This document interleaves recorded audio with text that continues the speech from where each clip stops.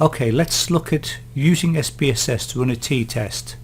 Now I want to do this in under 10 minutes, so let's crack on, starting with the start button in the bottom left of your desktop. Go to all programs and then find the IBM SPSS statistics. I happen to have version 21 installed, but this will work pretty much on other versions. They change very little from version to version.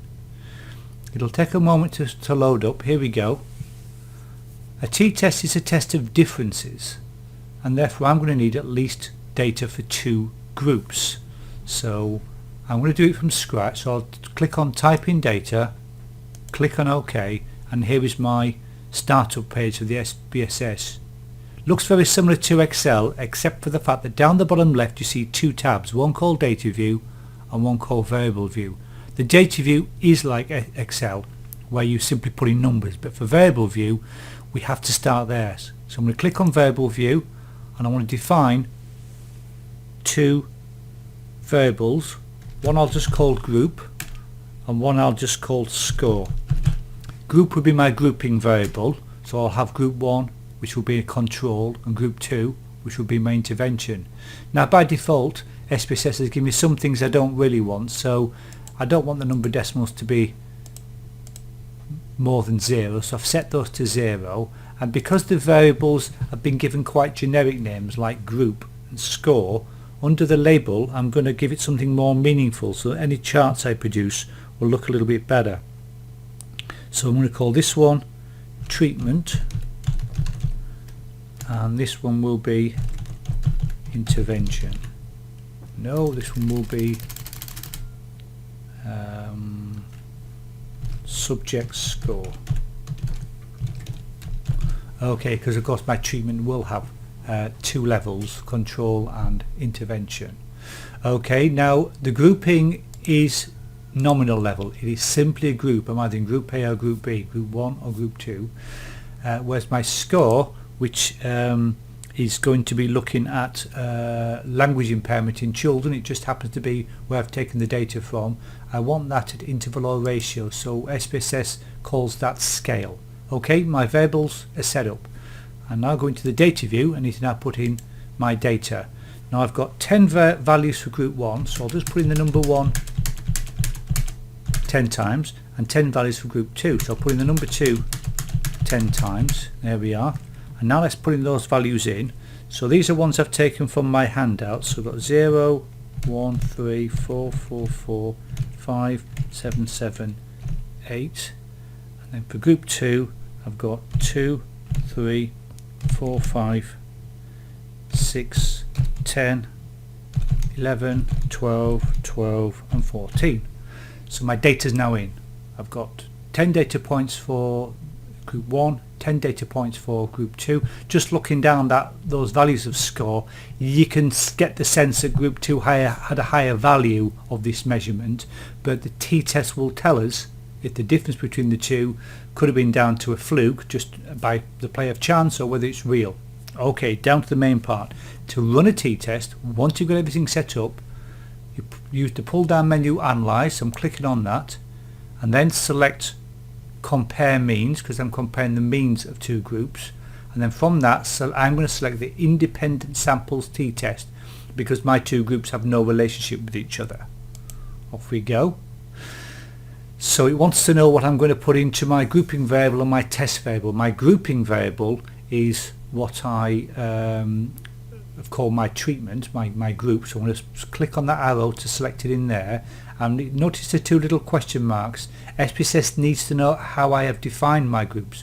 Well, I've just defined my groups with the numbers 1 and 2. I could have given them any definition, but I need to tell SPSS I may very well be working with a much larger data set. So click on define groups. Group 1 I'm calling group 1 and group 2 I'm calling group 2. Alright, click continue, and now my test variable, I've only got one here, will be my one called score, which I've given the label subject score. I'm ready to go. So it's been set up. I simply click OK and SPSS will now run the t-test. Here's the output. This is the interesting part, because this is the part where you now have to bring to bear your understanding and your interpretation. There are 2 tables. The first one called group statistics is simply the descriptive statistics. And the second one, the one below called independent samples t-test, is the result of my t-test. If you look at the group statistics first, and it's always worth checking on this, here I have no missing values, so n, there are 10 values for treatment 1, my control, and 10 values for treatment 2, my intervention. Now look at the means that it's calculated for the two treatments, and you can see there's a noticeable difference. 4.30 was the mean for group 1 and 7.90 was the mean for group 2. So on the face of it, I'm not surprised to see that there's a difference, and it's a big difference, so I'm quite positive about this. However, this could have been down to fluke. One thing that has to temper my enthusiasm is look at the standard deviation column. The standard deviation for group 1 was quite small, around 2.5, 2.6, whereas for the second group it was much broader, 4.4, something like that. So there is a chance that it could have been a fluke. That information will yield from the table below, the independent samples test output. Before we do anything, notice that it has run t-test twice. The top row says equal variances assumed, and the second row says equal variances not assumed. Now variance is a measure of spread. It's simply the square of the standard deviation. Now what SPSS has done, just by default, we didn't have to ask it, it's run something called a Levene's test for the equality of variances. It's looking to see if the two groups had a similar spread of score. Now the null hypothesis of the Levene's test is there is no difference between the variances, they are the same. However, look at our significance, which is how SPSS reports the p-value. The p-value, the significance here, is less than 0.05. In fact, it's 0.01. So we have strong evidence to suggest that we should reject the null hypothesis of equal variances. Therefore, when we report our results, will take the results from the bottom line where the equal variances are not assumed. Okay.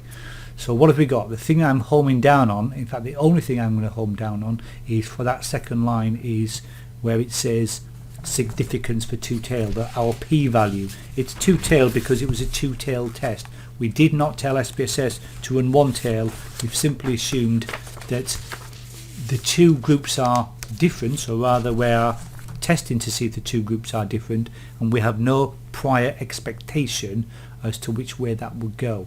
Now that value is 0.041, which is below 0.05, so we can claim statistical significance. In this case, our t-test has been a result. This is where you then reach for the pen and start writing up. So in this case, bearing in mind that I've taken this data from Pring, I'll put the reference in a moment, so it was data he'd created regarding disfluency for two groups, I might write something like this. An independent samples t-test was conducted to compare the differences in disfluency for a control group who received no treatment and an intervention group who received therapy.